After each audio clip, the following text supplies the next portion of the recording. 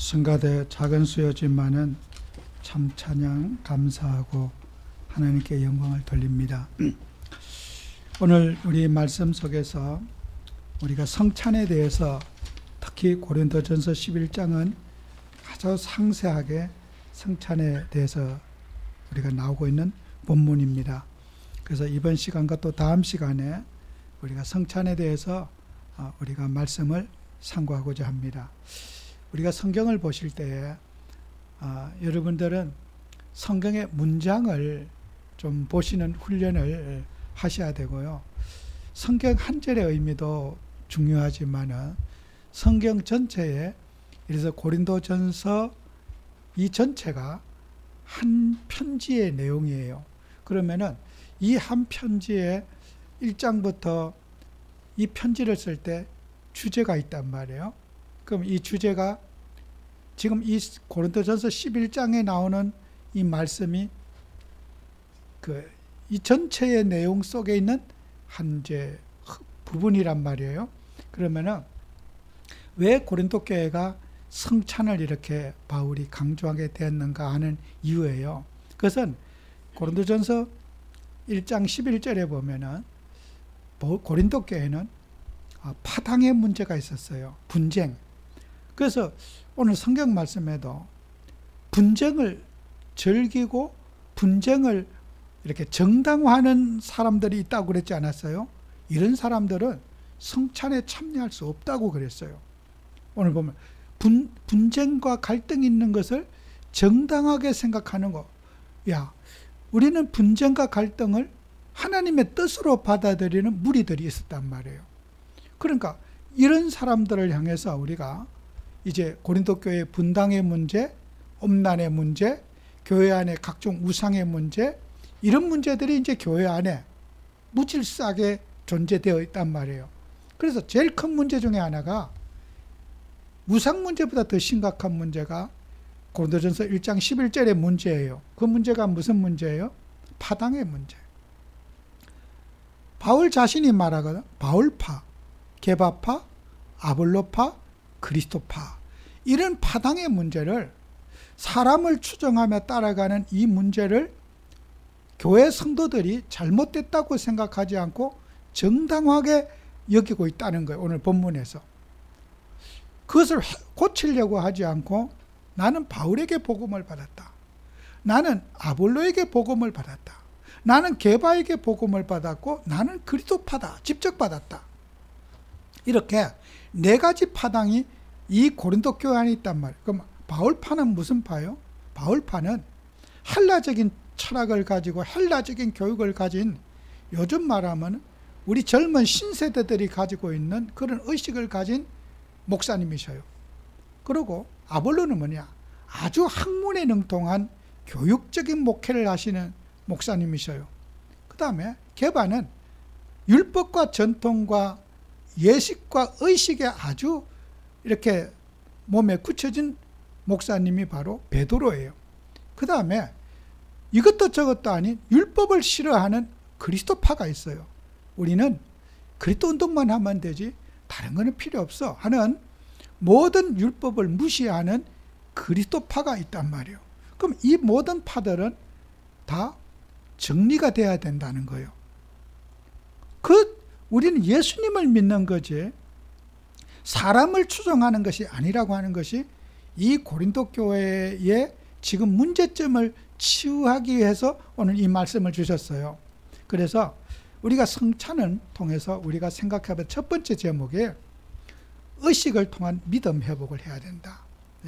의식 갖고 구원받는 것은 아니죠. 그죠? 그러나 의식이 믿음을 돕는 발판이 되고 도구가 된다는 거예요.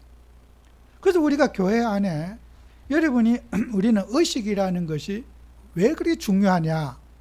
자, 할례 받아야 구원받는다가 아니죠. 할례의 의미를 생각하면서 피제사를 생각하고 정말 피언약을 생각하는 것이 할례의 의미가 아니겠어요? 남자의 생식기 끝만 잘랐다고 해서 구원받는 것이 아니라 할례를 통해서, 의식을 통해서 예수님이 우리를 위해서 십자가에 죽으신 그 십자가의 피제사의 의미를 생각하라고 할례의식을 행했단 말이에요. 세례도 세례받아야 구원받는 것이 아니라 그 우리가 세례를 받으면서 우리 육신을 주님 앞에 죽이는 의미를 가지고 있잖아요. 그러면 우리가 복음 의식은요, 믿음을 돕는 것이 돼야 되는데 믿음의 방해 요소가 되고 있다는 거예요. 그래서 의식주의자라고 그러는 거죠. 할례받지 않으면 구원받지 못한다. 세례받지 못하면 구원받지 못한다. 이 논리는 의식이 복음보다 앞서 있다는 거잖아요. 복음이 앞선 것이 아니라 그리스도 예수님이 앞서는 것이 아니라 의식이 예수님을 이제 장악하게 된 거란 말이에요. 그래서 우리는 예수님을 믿는데 의식이 우리에게 믿음 생활을 돕는 발판이 돼야 될 거다. 그래서 마태복음 16장 5절 12절에 이런 말씀하시잖아요. 예수님께서 바리새인과 사두개인의 누룩을 주의하라 그래요. 그러면 사두개인과 바리새인의 누룩이 무슨 누룩이냐? 제자들은 이 말씀을 잘 못 알아들었어요. 마지막 12절에 보면은 바리새인과 사두개인들의 교훈을 삼가라고 말씀하신 줄 깨달으니라 그랬어요. 예수님께서 말씀하시기를 바리새인은 의식을 통해서 구원받는다. 그죠? 의식이 없으면 구원 못 받는다. 이렇게 주장하는 이제 의식을 더 복음보다 우리 예수님보다 앞장 세우는 그런 믿음을 가졌단 말이에요. 그런데 의식이 하나님을 믿는데 방해가 된다는 거예요. 예수님 말씀하시는 거예요. 바리새인의 누룩이 무슨 뜻이냐? 설명을 해 주시는 거예요. 내가 물고기 2마리로 5,000명을 먹이고 보리떡 5개로 몇 명을 얼마나 남겼느냐? 우리는 하나님의 믿음을 통해서 하나님의 능력을 누리고 믿음의 역사를 누려야 될 우리가 의식 속에 갇혀서 율법적인 틀 속에서 못 빠져나오는 그 바리새인들의 누룩. 우리가 누룩은 뭐예요? 전염성이 강하잖아요. 변화를 많이 주잖아요. 누룩을 비교한 것은 우리가요, 의식을 너무 강조하다 보면은 어떻게 돼요? 그 의식의 전이가 돼갖고 예수님이 없어지게 되는 거예요. 그죠? 그렇다고 우리는 의식을 무시하면 어떻게 돼요? 또 그리스도파가 되어져요. 우리는 의식이 예배를 돕는 역할이 되는데 의식을 무너뜨리면 어떻게 해요? 전차와 같아요. 통제할 수 없는 인간의 모습이 되는 거란 말이에요. 그래서 우리는 의식은 복음을 돕는 발판이 되어야 된다. 그리고 의식이 우리는 믿음을 더 새롭게 하는 이제 결과를 낳아야 된단 말이에요. 그렇다면 우리 예수님의 고난의 의미는 또 우리가 또 생각해 봐야 돼요. 의식이 중요한 게 아니라 예수님이 먼저 각인되고 예수님이 어떤 분인가를 각인된 것만큼 의식을 우리는 더욱더 활용할 수 있는 그런 축복을 누리게 되는 거란 말이에요. 그럼 예수님은 우리의 대속주가 되신 그리스도라는 거예요. 이사야 53장 4절에 보면은 그는 우리의 질고를 지고 우리의 슬픔을 당하였거늘 우리는 생각하기를 그는 징벌을 받아 하나님께 맞으며 고난을 당한다 하였노라 그랬어요. 사람들이 오해하기를 예수님은 예수님의 고난을 사람들이 이해 못한다는 거예요. 그는 벌을 받아서 지금 고난을 당한다. 그죠? 이사야 53장 4절에 예수님에 대한 오해, 이걸 빨리 풀어야 돼요. 예수님이 우리를 위해서 죽으신 것은요, 예수님 혼자서 죽으신 것이 아니라 우리가 죽어야 할 걸 예수가 대신 죽으시고 그 죽음에 동참하고 참여하는 거예요. 오늘날 우리 신앙인들의 문제가 뭐예요? 예수님 혼자 돌아가셨어요. 내가 주님의 십자가에 올라가지 않았어. 나는 안 죽고 예수님 혼자 죽으신 게 문제란 말이에요. 그게 예수님 십자가사에게 오해가 뭐죠? 예수님만 죽었지 나는 안 죽어 살아있어. 우리가 예수님과 함께 죽어야 될 우리인데 나는 여전히 살아있고 내 인생의 문제, 갈등은 늘 살아있고 내게 가지고 있고 예수와 나와는 별개의 삶을 살아간다는 거예요. 여러분이 예수님이 나를 위해서 그 대속의 죽음이 나와 예수와 함께 죽어야 되는데 함께가 되지 않는 거죠. 예수님만 죽었지 나는 안 죽었어. 여전히 걱정과 염려와 불안과 갈등 속에 살아. 내 인생의 문제에 가득 차 있는 거야. 여러분의 신앙은 뭐요? 내 인생의 모든 문제가 주님의 십자가에 같이 올라가는 게 믿음이란 말이에요. 그죠? 여러분의 고민이 주님의 십자가에 올라가고, 여러분의 염려가 주님의 십자가에 올라가고, 그 십자가에 올라갈 때 여러분은 자유함을 누리고, 예수님께 내 인생의 문제를 맡길 때, 주님과 함께 죽을 때 십자가의 의미가 여러분에게 의미가 있단 말이에요. 그런데 우리는 그 십자가의 은혜가 나와 관계가 없어요. 예수님은 문제를 해결하신 건 맞는데 내 문제는 여전히 내가 가지고 있다는 게 문제가 되는 거죠. 여러분은 예수님의 십자가의 죽으심이 여러분의 인생 문제 해결자 되시는 그리스도가 여러분을 대속의 죽음을 당하시고 내 대신 예수님께 죽으시고 주님이 나와 함께 하신다는 사실이에요. 그죠? 이걸 우리는 날마다 붙잡고 사는 게 주님의 십자가의 의미가 되겠죠.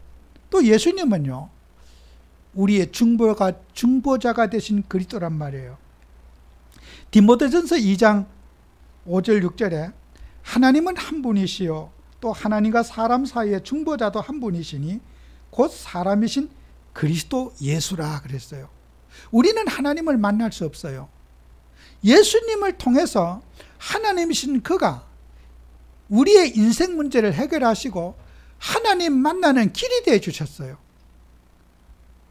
여러분 불신자들이 아무리 하나님을 찾아도 하나님께 그 부르짖음이 상달될 수가 없어요. 우리는 죄악된 몸이고 하나님과 원수된 관계요, 하나님과 단절된 관계가 되었어요. 정말 인생에 저주받은 인생이에요. 그 저주받은 인생이 예수가 오셔서 하나님 만나는 다리 역할을 해주셨어요. 그래서 우리가 예수님의 이름으로 기도하고 예수를 통해서 뭐요? 성령을 여러분은 선물로 받게 되고 거룩한 영을 받게 됐다는 거예요. 그게 중보자이신 예수 그리스도를 여러분이 붙잡아야 되는 거예요. 그래서 우리가 예수의 죽음이 왜 그렇게 중요합니까? 우리는 그리스도의 죽음, 십자가를 지지 아니하면 하나님과 우리는 관계가 없는 거예요. 예수님과 함께 죽어야지 주님이 나와 관계가 있는 거예요. 이 땅에 우리는 많은 분들이 지금 사람들은 의식은 남아있는데 예수가 없어요. 그래서 우리는 의식주의자로 사람들은 바뀌어지게 되는 거란 말이에요. 그러면 우리가 성찬식이 뭐냐는 거예요. 성찬식. 떡과 포도주를 우리가 먹어요. 떡과 포도주의 의미가 뭐냐는 거예요. 우리가 우리는 예수님의 살과 떡을 먹고 포도주를 먹는 것은, 떡은 예수님의 살을 상징하고 포도주는 예수님의 피를 상징해요. 피는 생명이라고 그랬잖아요.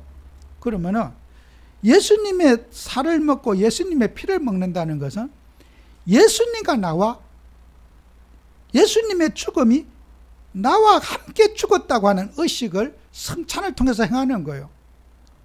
그러면은 우리 기독교에서 천주교와 기독교의 차이점은 있어요. 천주교에서는 예수님의 살과 떡과 포도주를 먹을 때 그 떡과 포도주는 우리가 가지고 있는 식품이잖아요. 그 식품인데 하나님의 이 성찬의 교회에 참여할 때 진짜 예수님의 살과 피로 변한다, 이렇게 믿는 것을 천주교의 교리예요.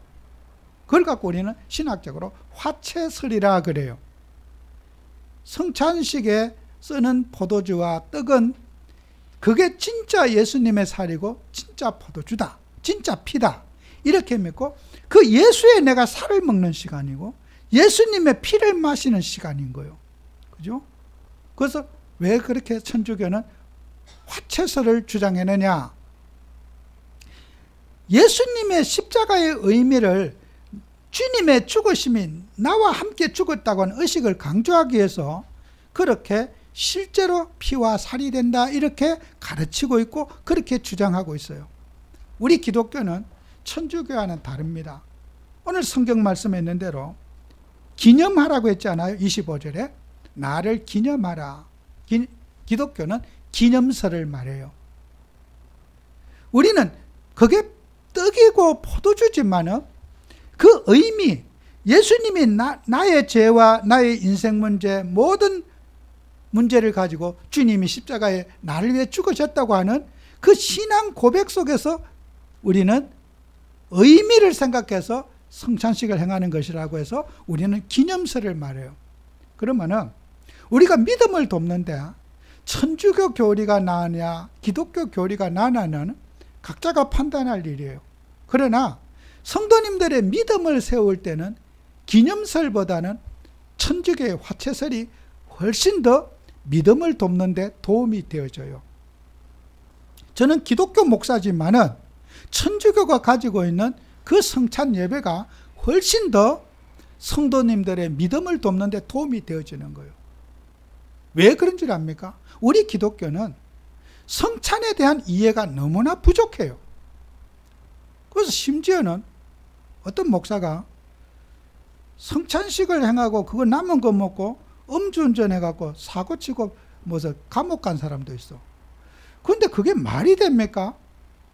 그 성찬을 행하는 음식을 그걸 의미를 생각해야지.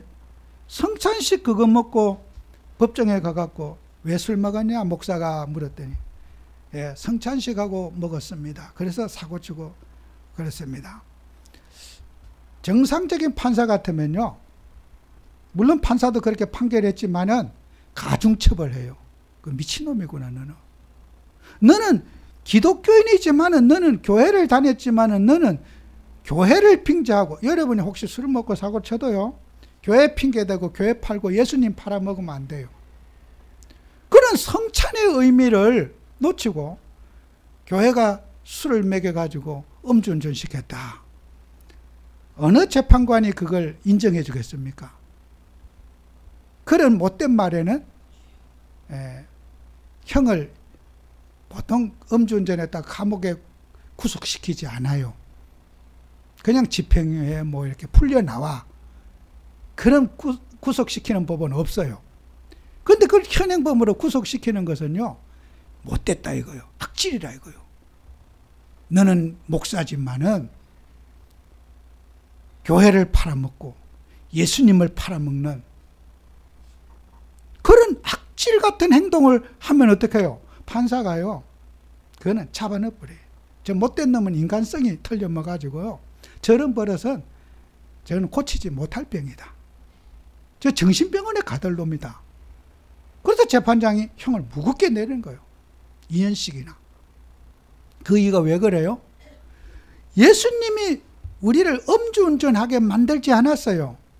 피제사의 의미를 생각하고 예수님의 살을 먹고 예수님의 피를 먹어서 예수의 죽음이 나의 인생의 죽음이라고 하는 신앙 고백하는 게 거룩한 성찬식이란 말이에요. 그 성찬식을 모독할 때 어떻게 돼요? 그는 용서받을 수 없는 거예요. 그죠? 여러분이 하나님이라는데 우리는 교회 의식을 욕되게 해서는 안 돼요. 예수님을 욕되게 해서 안 돼요. 내가 술 먹을 수 있잖아요. 그러나 교회는 팔지 말고 예수님은 팔아서는 안 돼요. 결국 그 모든 책임이 뭐예요? 교회가 그렇게 만든 것이 되고 예수님이 그렇게 사고치게 만든 것으로 예수님한테 덤탱이를 씌운 거란 말이에요. 내가 잘못했다고 시인하고 내가 사과해야 되고 내가 잘못했다고 반성해야 되지. 내가 이렇게 한 것은 교회가 나를 이렇게 만들었다. 그렇게 몰 때 정상적인 재판관 같으면 가중처벌을 할 수밖에 없어요. 반성이 없고 뉘우침이 없는 사람. 여러분이 하나님이라는 저와 여러분에게 성찬의 의미, 예수의 죽음이 곧 내 인생의 문제의 죽음이에요. 그럼 우리가 성찬을 행할 때야, 여러분, 하나님의 일을 하는 저와 여러분에게는 그리스도 중심의 삶을 우리가 살아야 돼요. 그러면 우리가 예수님 중심으로 살려고 하면은, 자, 고린도전서 10장 21절에 이런 말씀이 있어요. 주의 잔과 귀신의 잔을 겸하여 마시지 못하고 주의 식탁과 귀신의 식탁에 겸하여 참여하지 못하리라 그랬어요. 예수님의 잔, 예수님의 잔과 귀신의 잔, 성찬의 의미를 알고 예수님의 피와 살을 먹는 자는 주의 잔이고, 의미 없이 먹는 사람은 귀신의 잔이라는 거예요. 떡을 먹는 것도 마찬가지예요. 우리 주님의 의미를 생각하면서 떡을 나누면은 그거는 주의 식탁이고, 예수님의 십자가의 의미를 놓치고 살면은 그거는 귀신의 식탁을 먹는다는 거예요. 각자가 우리가 똑같이 음식 먹지만은 어떤 사람은 주의 잔이 되고 어떤 사람은 귀신의 잔이 될 거예요. 의미 없이 그냥 먹고 그렇게 하면은 그는 귀신의 잔이고, 여러분 각자가 내가 귀신의 잔이 되고 있지 않는지 우리는 이것을 신중하게 우리가 생각해 봐야 돼요.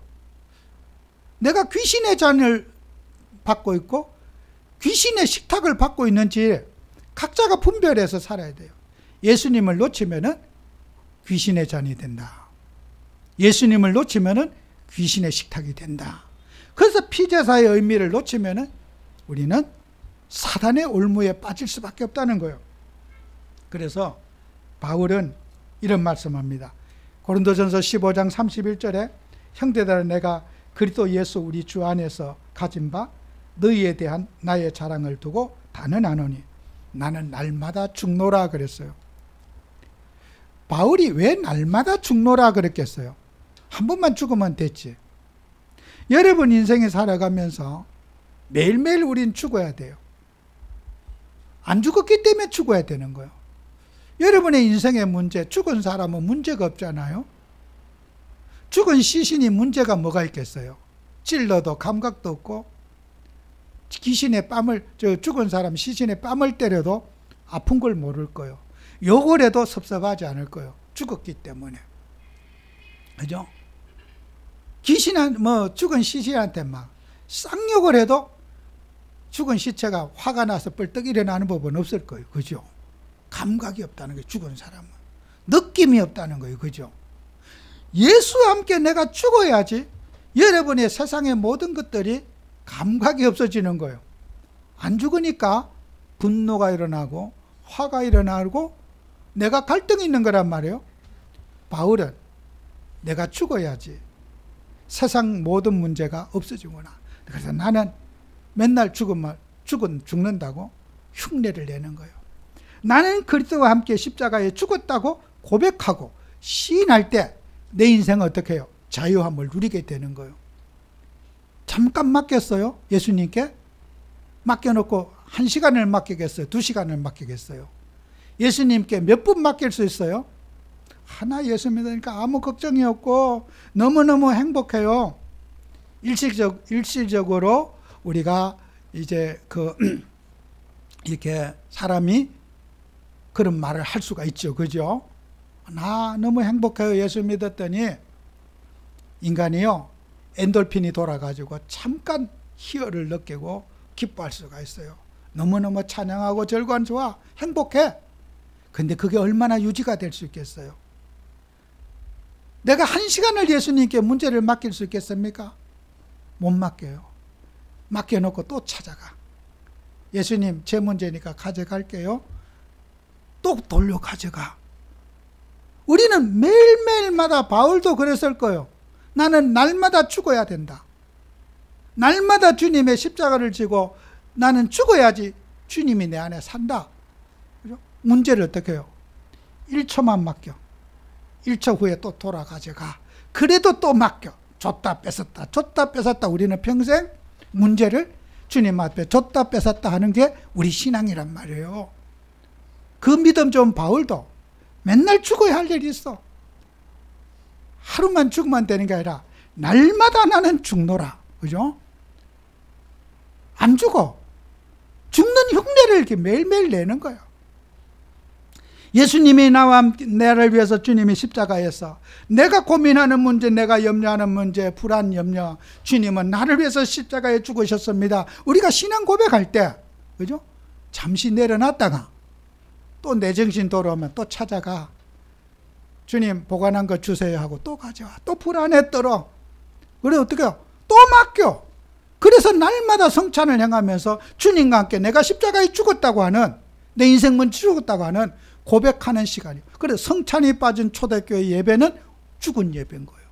초대교회는 날마다 모일 때마다 성찬을 행했어요.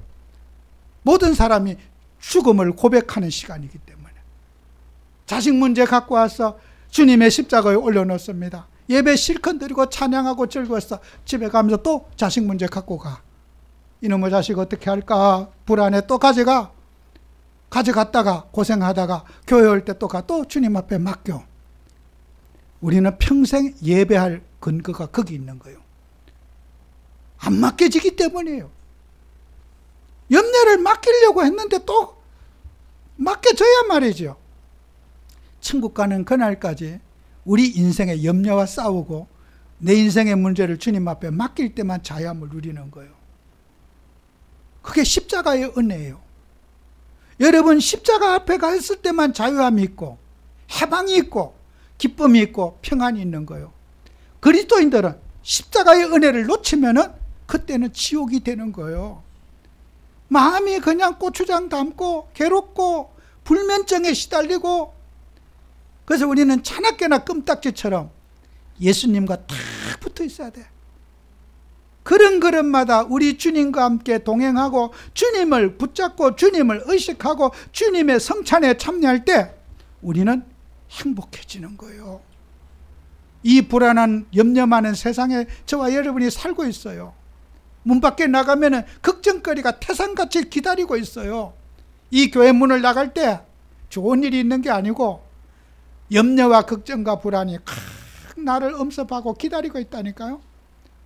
여러분이 부르지 않아도 그런 세상의 재래와 염려가 나를 짓누르고 있어요. 이 십자가의 은혜 없이 우리가 세상에 어떻게 살겠습니까? 십자가 중심의 신앙이요, 그리스도 보혈 중심의 신앙이 돼야지 우리는 자유함을 누릴 수 있다는 거예요.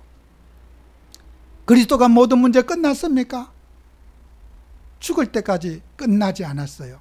천국 가는 그날까지 십자가 은혜 속에, 이 보혈의 능력 속에, 이 보혈의 축복 속에 여러분이 거할 때 여러분은 행복해지는 거예요. 주님 붙잡는 그 순간 행복하고 주님 놓치는 그 날에 여러분의 심령은 나락에 떨어지고 지옥이 되는 거예요. 아무리 50년 100년을 은혜 받았더라도 이 시간에 우리 주님을 붙잡지 않으면은 우리는 심령이 어떻게 돼요? 갈등 속에, 문제 속에, 불안과 공포에 여러분이 힘들어질 수밖에 없는 거예요. 그래서 우리는 주님의 십자가는 희생과 헌신이에요. 마지막 우리가 한 가지 붙잡아야 할 게 있어요. 여러분, 우리가 이 고린도 교회의 가장 문제점이 뭐예요? 먹고 마시고 즐기는 쪽으로 이 사람들이 빠지는 거예요. 야, 우리가 뭐 천국 죽으면 천국 가면 그만인데 먹고 즐기자, 그죠? 그래서 사람이 식탐에 빠지고 맛있는 데 빠지고 쾌락주의에 빠지는 거예요. 그죠? 그게 고린도전서 15장 32절에 내일 죽을 터이니 먹고 마시자 하리라 그랬어요. 아니, 내일 우리가 천국 갈 건데 뭐 죽을 건데 인생 뭐가 있냐? 먹고 즐기고 노는 거지. 이렇게 사람들이 빠지게 된 거예요. 그게 뭐예요? 바울이 살던 이 고린도 교회에 에피큐리오스 학파라는 게 있었어요. 이 사람들은 쾌락주의예요. 그리고 회의주의예요. 회의주의라는 말은 인생에 의미 없다, 그냥 대충 살다 가면 되는 거다 하는 회의주의에 빠진 사람들이에요. 그러니까 여러분, 하나님 일을 하면서 이런 교회 안에 이런 쾌락주의가 들어와서, 그죠? 예수님 믿는 사람들이 주님의 십자가의 은혜를 놓치고 살아가는 사람이 너무 많은 거예요. 그래서 우리 교회는, 또 저와 여러분들은 성찬의 의미를 우리가 생각하면서 적어도 우리는 교회 의식이 여러분의 믿음을 돕는 도구가 되고, 또 우리는 그 의식에 의미를 가지려고 애써서 노력해야 되고, 또 나는 안 죽었지만은 죽으려고 노력해야 되는 거예요. 그죠? 여러분의 인생이 죽을 수가 있어요? 안 죽어요. 꿈도 야망도 동기도 인간 몸속에 있는 거기 때문에 내려놓을 수가 없어요. 죽었다는 말은 다 거짓말이에요. 나는 세상에 어떤 거 봐도 다 유혹을 초월했다. 어떤 분이 은혜를 많이 받고 저한테 그러더라고. 목사님 저 뺨 한번 때려보세요 그러더라고. 나 저보다 연배니까 그 목사님이. 그 제가 어떻게 연배 목사님을 뺨을 때릴 수 있겠어요. 나는 이제 다 초월했다고 그러시더라고. 제가 그래도 손이 조금 mes었거든요. 한 대 때리면 그 노인 갓불입니다. 근데 제가 차마 목사님 아무리 그래도 목사님 뺨을 어떻게 때리겠어요. 못 때리겠다라고. 때려버려요. 막 자신있게.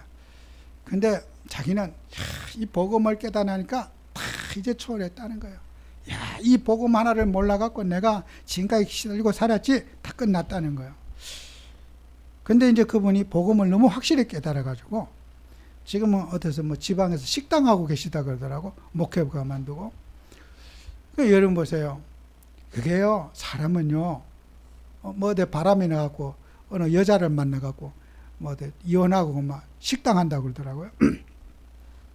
여러분, 사람이 그 인생이 나는 복음을 깨달았으니까 이제 다 끝났고 다 이제는 완전 다 초월했다. 너무 은혜를 많이 받았는지 내지가 넘어버렸어요. 여러분요, 그때 제가 그때 내가 뺨을 한번 때려봤을 후회가 살짝 되어져. 그분들 허락을 맡았으니까 한 대 때려볼 걸. 아구통을. 그랬으면은 아팠을 때 나한테 한번 또 대들고 그랬으면은 조금 자중했지 않았을까. 그걸 왜 놔뒀을까. 응? 여러분요, 인간은요, 흥분하면요 엔돌핀이 돌아가지고 착각경세를 일으켜요. 문제가 다 끝났고 이제 아무 문제 없다 할렐루야 이제는 천국이다. 지상 천국은 없고 영원한 하나님 나라에 가서 여러분은 완전한 해방받을 거예요. 세상에 행복이 있다면 천국은 필요가 없을 거예요. 제가 비관주의를 말하는 거 아니에요. 세상에 사는 동안 고난을 즐기고 우리 주님의 십자가 언약을 붙잡고 십자가에 승리하는 여러분 되시기를 축원합니다. 기도합니다. 하나님, 우리 귀한 성도들에게 은혜를 주셔서 육신의 여러 가지 고난과 갈등과 문제 속에서도 인내하는 믿음 주시며 주님의 십자가 아래 행복과 자유를 누리는 그리스도의 증인 되도록 축복해 주옵소서. 예수님 이름으로 기도합니다. 아멘.